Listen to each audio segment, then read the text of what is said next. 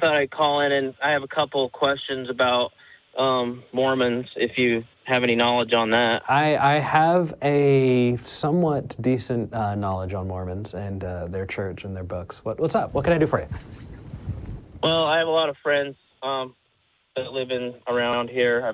I've been around Utah for a long time, and they're kind of, kind of weird. They're not like regular Christians, because they believe in the Book of Mormon, and they just are like the rest of them and say you got to have faith. But they just keep going back to Joseph Smith as their prophet that wrote the Book of Mormon. Right. And he says that they say that he, in the 1800s, he dug up some golden tablets and translated them from some ancient Egyptian text and wrote the Book of Mormon.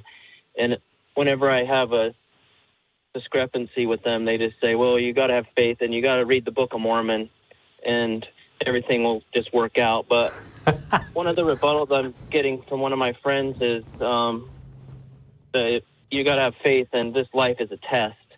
So you're being tested all the time, and that's why if your prayers aren't answered or something that doesn't go your way, you just got to keep having faith, and you just got to put up with the test. Sure. And I wanted to see I have another topic after that, but I just wanted to see what you would say to something like that. Yeah, so that actually falls really in line with the popular Mormon belief system. What they say is they have a test that if you doubt that God is real, pray on it and pray on it earnestly, really mean it, and God will show himself to you. And if you don't do it earnestly enough, if you don't believe hard enough, then it's your fault if God doesn't show himself. It's this wonderful little circuitous thing where they could just say, no, you're doing it wrong, duh, right? I mean, I could say, yeah, I've heard them say that. They don't really say in that way, but I mean, they give you that feeling that you're not doing it right. But their impression is that if you don't get what you're after and you're just being tested, then I could say to them, well, what if you're being tested, and what if whatever you're believing, you're not believing in logic or reason, so you could be dead, and then you would show up to the God, whoever that is, and then he would say, well, I gave you all these reasons, and I was testing you, and you failed, so you're just gullible. Yeah. Right. Well, I could put it that way. You could, but you'd probably not get to them. The thing with the Mormon Church is it's fantastic at insulating itself against outsiders.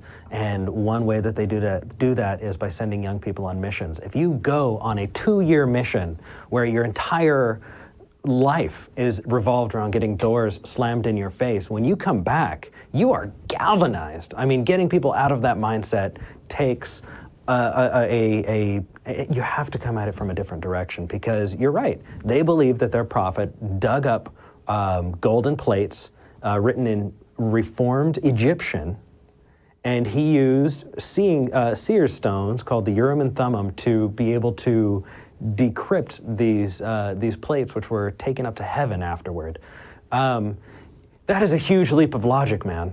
I mean, you got to go way out there to get it, and they're really not. You really do have to come in from a different direction. If they say you're not doing it hard enough or you're not doing it well enough, it's nice that you can tell that they care and that they really do want you to see it the way that they see it. But I've had a lot of friends over the years gone on missions. I've seen kids leave. I'm 44 now, so I've been around it for a while, and even my friends that have been back from missions over the years, I see that whole side of the lifestyle. But I hear Utah is a number one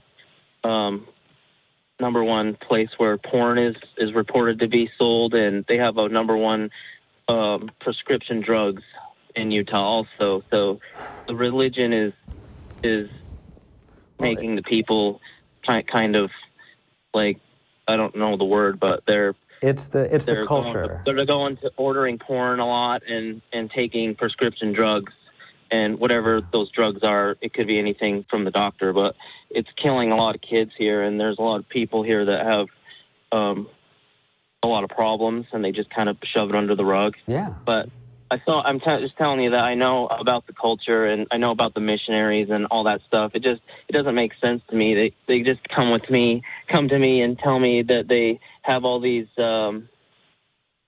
all their prophecies or their prayers have been answered. Like, I was just thinking of one guy, he said his wife had brain surgery like 6 years ago. Mm-hmm. He said he prayed the whole time, and now she's better.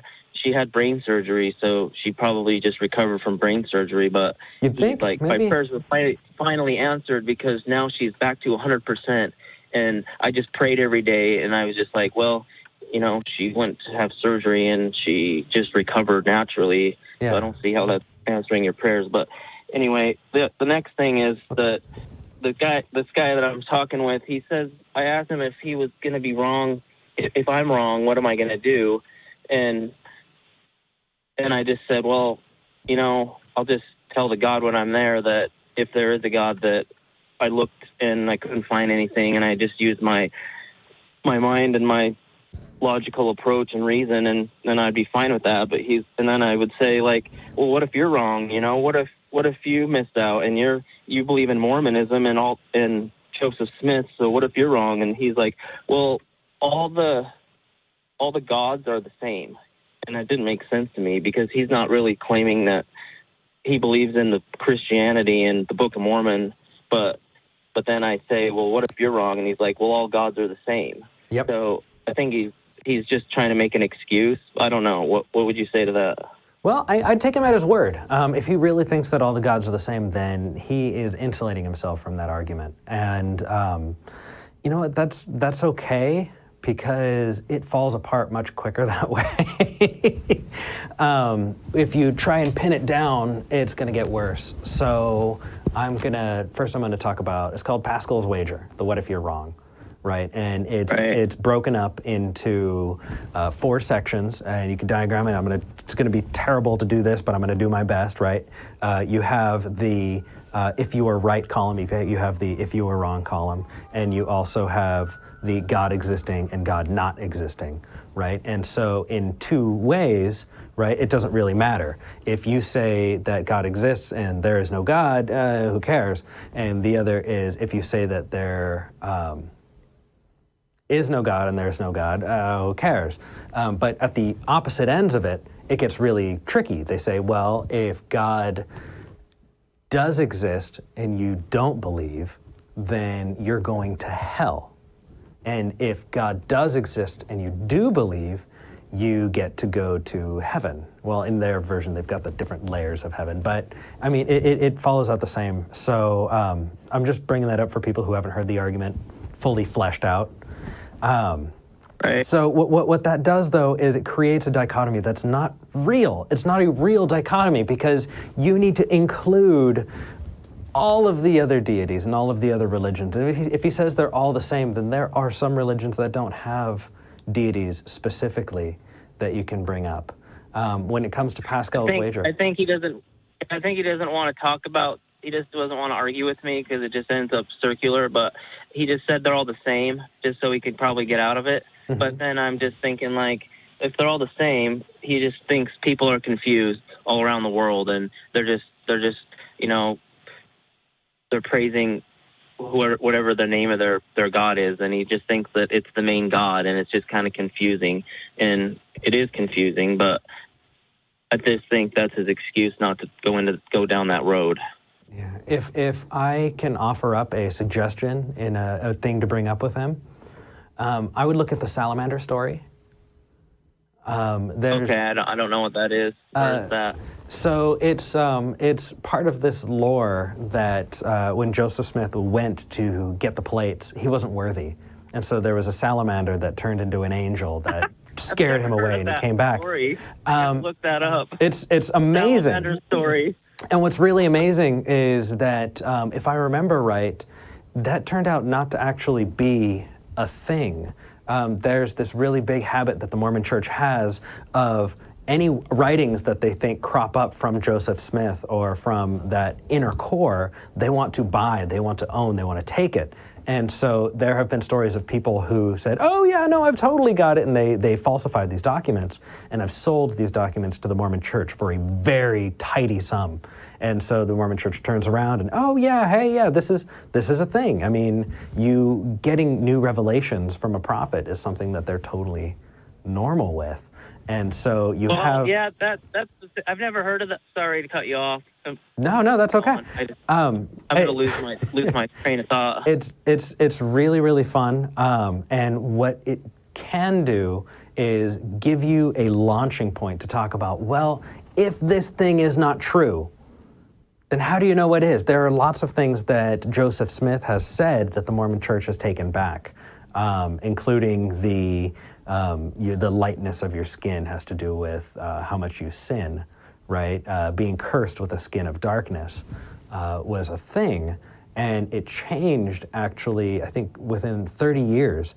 And so the question is, well, if that is fallible and that's fallible, and, well, Joseph Smith was talking as a person at this time, but he was talking for God at that time, it really starts to fall apart, because there comes a point where you can only rely on somebody saying, yeah, it's true, cuz. And that could be a good place. You don't need to go further than that for them to start questioning from there. This is just my devil's advocate.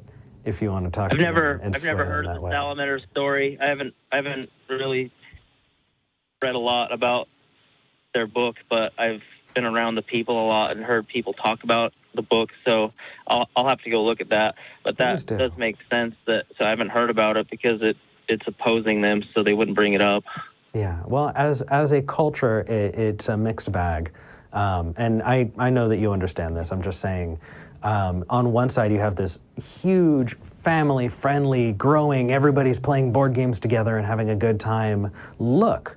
But on the back end, you do have things like women who are in the church and told, hey, you need to be smiling all the time. Like you need to be happy all of the time. And that is a huge contributor to the drug abuse in Utah. You also have... the word I was looking for earlier, the antidepressants, I guess, is number one here. So, so they're on those. It is, and you also have a significant homeless population of teens who are gay. You have a homeless LGBTQ population out there.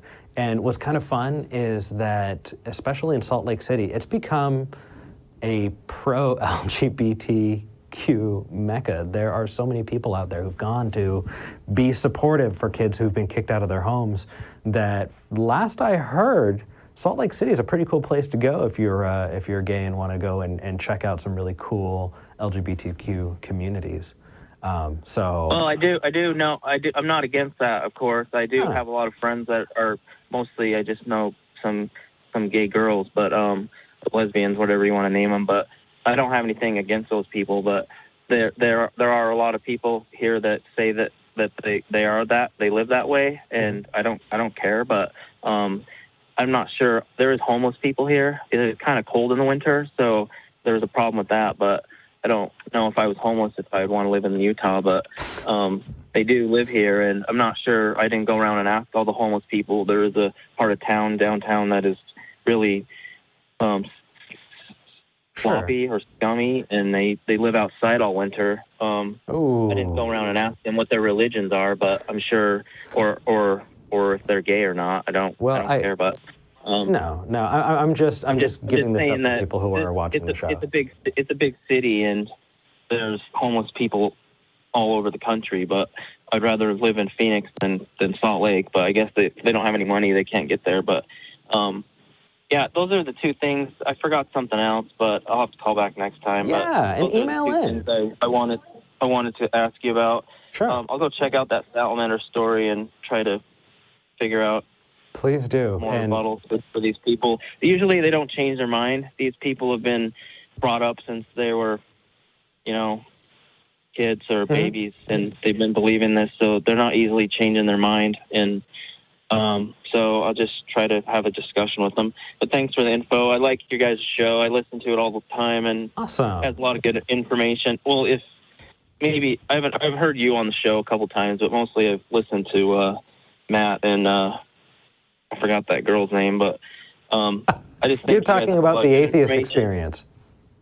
Yeah, that's This- Joe. I know I'm not on that. But, Okay, just just clarifying.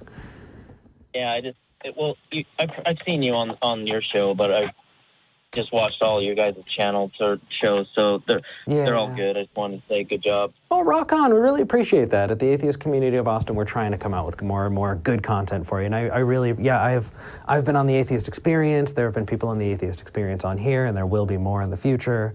We're trying to support each other, and I'm really glad you enjoy it, because that means that we're doing something right, and we want to continue to do it. So thank you, brother. Go ahead. It's good. So I'll call you guys next time. Thanks for letting me on. Sounds good. You take care, brother. Thank you for calling in. All right, see you. All right. Okay, to stop the hate mail from I'm okay with being wrong. Tell me I was wrong. It's okay. In the comments, tell me I was wrong. I will submit a retraction. From what I understand, the LGBTQ population, homeless population in Utah was taken from a study of people who came into homeless shelters in Salt Lake City. So if that is outdated or if the sample size was too small, I'm totally okay with that. But that is what I get from it. And so I am happy to learn more, but I do feel pretty comfortable about that.